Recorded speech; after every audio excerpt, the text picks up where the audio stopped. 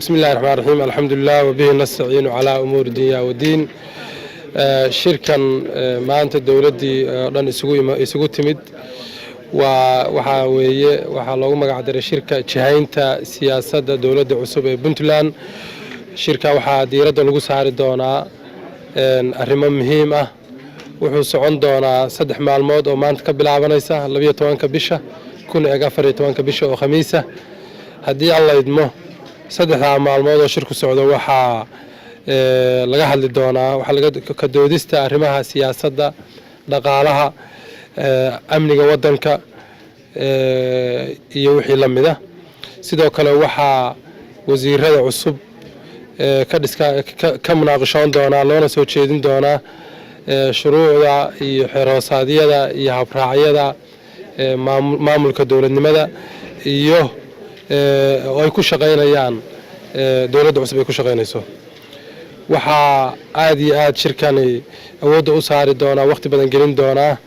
in la diyaariyo qorshe hawleedka sanadka 2019 oo ku salaysan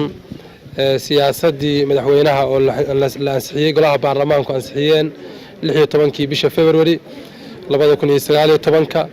siyaasaddaas oo lahayd 8 yool iyo 66 ballanqaad halka looga doodi doonaa qorshe loogu bedeli doonaa waxaa kaleeto oo aad iyo aad awoodda loo saari doonaa xoojinta wada shaqaynta ka dhaxaysa hay'adaha dawladda wasaaradaha dawladda ilaamaha dawladda dhexdooda waxaa sidoo kaleeto laga doodi doonaa arrimaha siyaasadda la xiriira gaar ahaan federaalka constitutionka iyo wixii la mida waxaan rajaynaynaa haddii ilaahay markii 3 maalmood shirku dhammaado inay ka soo baxaan natiijooyin wax ku ool ah oo ka duulaya dhammaan ujeedooyinka aan sheegay wabillahi tawfiiq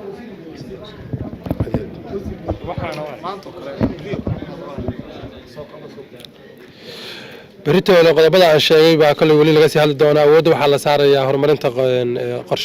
qorshaha hawleedka dawladda cusub ee sanadka 2019 inta badan